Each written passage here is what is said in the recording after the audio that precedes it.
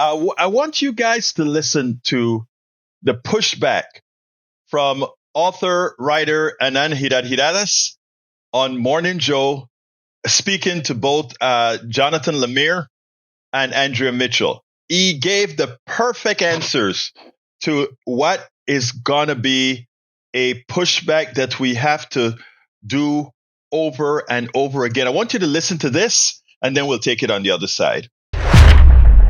33 years old, proudly a socialist, has a lot of ideas, very popular. He's very good on social media, really energized his base of supporters, particularly young voters. What are some things that Democrats in other cities that are not deep blue New York, other cities and states, what can they learn from him? Yeah, Zohran Mamdani's victory was stunning, surprising, all these words that everybody is using in headlines this morning. But it was not a miracle, and it was not a black swan weather event. It was the product of very specific strategies and work and choices that are replicable, including in, purple places and places very different from New York City. I think, to start off, one of the most profound choices that he made that is different from where Democrats, you just saw Hakeem Jeffries was sort of very different, is embracing the politics of feeling. Democrats have been suspicious in the era of Trump about running on emotion, running on actually making people feel things and feel moved by a cause, moved by simple ideas. There was an interesting column by Ezra Klein the other day, kind of dismissing some of Ezra's my friend, but dismissing some of Zohran's ideas as mimetic, just sort of designed more to spread and go viral, become memes, ideas like free buses. I think that's a mistake that's very influential when we think about ideas like free buses, universal childcare, simple ideas that can actually be memorable to people, that people want to, call their grandmother and text their ex about because they're excited. I would also say, relatedly, that this is a strategy, finally. Do you win in an age of Trumpism by diluting your ideas and catering to the mushy middle, fantasizing about some Ohio diner voter who is going to come to you? Or do you win by what is called animating the base to persuade the middle? Anat Osorio is what political strategist talks about that a lot. Animate the base to persuade the middle. Give your core base something they're so excited about that they can't shut up about it to everyone in their life. And everyone in their life turns out not to be an ideological voter. Those turn out to be lots more normal people who may not be excited about the original form of the idea, but are excited that the people in their life are excited about something. This is a campaign that did that. And third, I would just echo Leader Jeffries. Organizing. The Democratic Party is physically absent from much of this country. It's physically absent from much of blue America, let alone red America. This was a campaign on a small scale in New York City, admittedly, but a campaign that was physically present everywhere, that again gave people a desire to spend their precious time not going on Tinder dates, not spending time with their family, but knocking on doors in extreme heat because they were so excited about something. And when you look at whether it's Andrew Cuomo's campaign, whether you look at so many campaigns Democrats run, if we are honest, these are campaigns that leave people feeling very little, that try to cater to the middle, some imaginary middle, and that frankly are physically absent from our lives. This was a bet on a very different kind of playbook. Well, one of the things that I would question is whether this goes completely counter to the Democratic narrative that they had to move to the center for 2026, and whether someone with a socialist label can exist outside of New York City. How will other ethnic groups be energized or not energized by some of his past statements? I mean, he's got all of the excitement that the Democrats have been lacking. He showed up. He knew exactly how to hit all of the social media, and Andrew Cuomo didn't. But what's so shocking about it is now going forward, does this actually even help Eric Adams, as discredited as he is, as an independent in a general election? With all respect, I think that is this kind of fear of a socialist label is 20th century thinking. There are clearly a new generation of Americans who are not afraid of Cold War bunkers, who understand that what he's really talking about is social democracy, as it's called in many other countries, which is basically we can have nice things, and that only rich people shouldn't have nice things.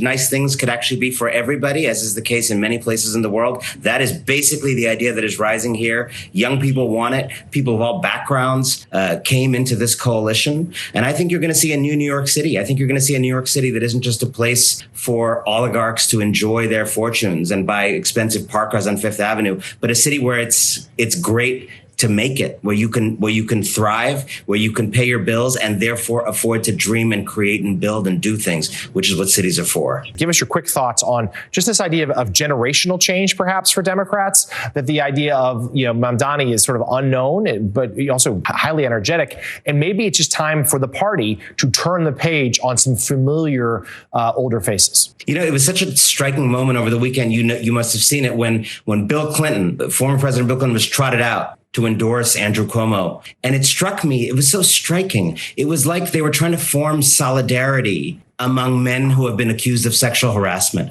as though the future of this country lies in the hands of aging men who have been accused of sexual harassment. And the Mamdani campaign was built on a different bet, I think, in the home stretch, that people want to be able to afford life so they can do stuff, so they can dream, so they can create families. And this idea of an old guard, so scared of change. I would say to the Bill Clintons of the world or the Andrew Cuomos of the world, you have earned your retirement. Enjoy. Let our generation take care of you. Let us tend to you. Let us tend to the next generation of leadership of this country. You don't have to cling. Once again, as soon as a progressive person wins an election, and that progressive person comes out with policies, real policies, distinct policies that most Americans want. In this case, most Americans in New York City are going to want the policies that he spoke about. His overwhelming win already proves that those who went out there to vote understood all there is to know about this guy, Zohran Mamdani, and supported what he stood for. Again, this shouldn't be up for debate. When we ask Americans what they want, all the things that they want, universal health care, child care, family leave, all these things are things that they want overwhelmingly, not 50%, way over 50%. But when we get a candidate that comes outrightly and support it, they say, well, he needs to move to the center because those are left-wing ideas. Wait a minute. Humanity is a left-wing idea?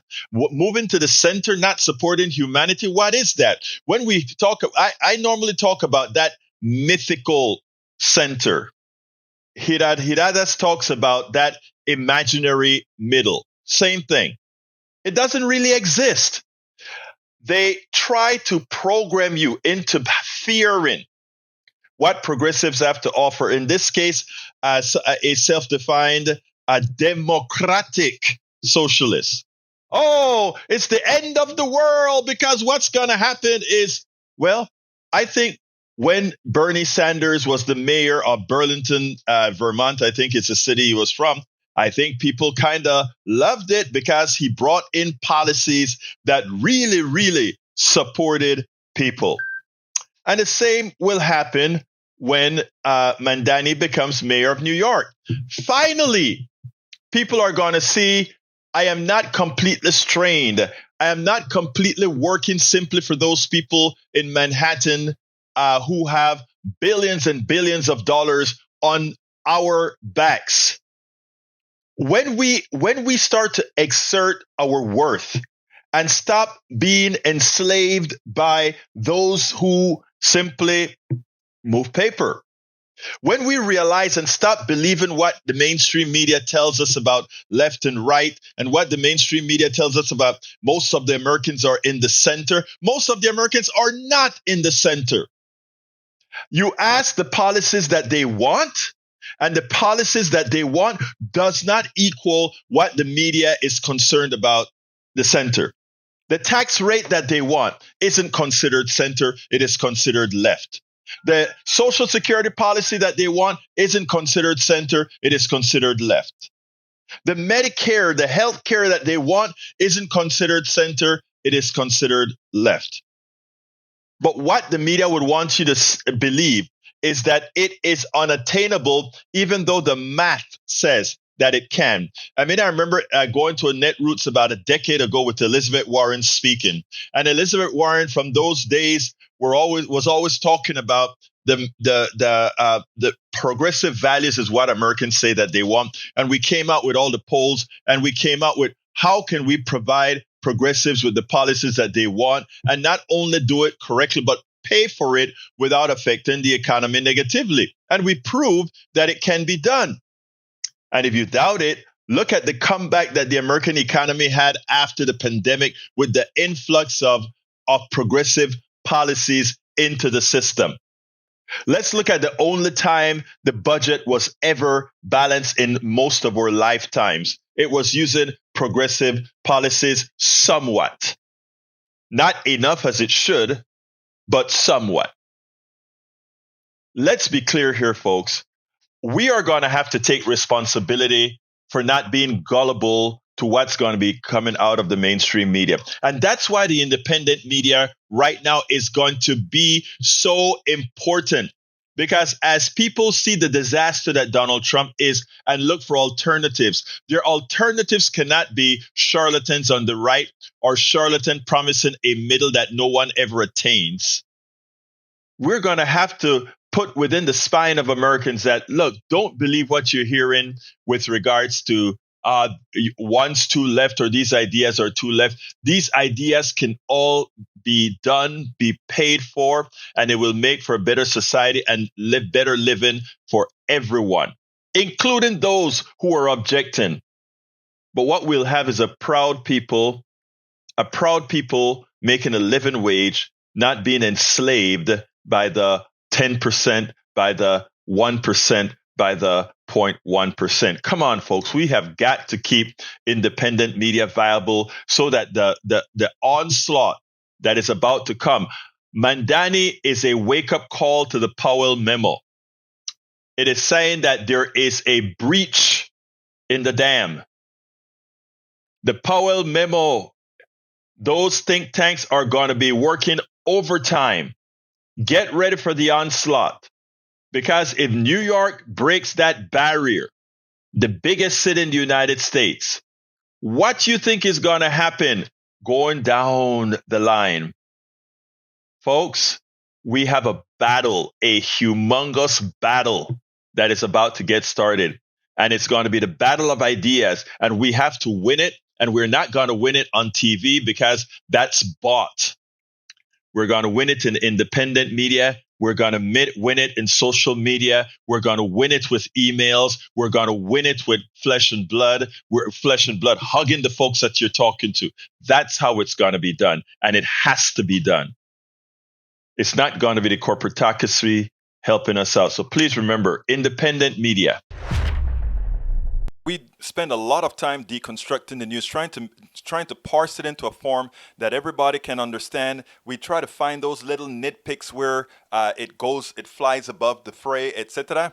If you really like these videos that we do, I want to ask a big favor. Please go ahead. Number 1, subscribe to our channel. And number 2, please join if you can. Thank you so kindly for watching. Keep watching. Please remember to share. We must populate the entire internet with our progressive message, a message that we know is what most Americans say that they want. So help us, please join.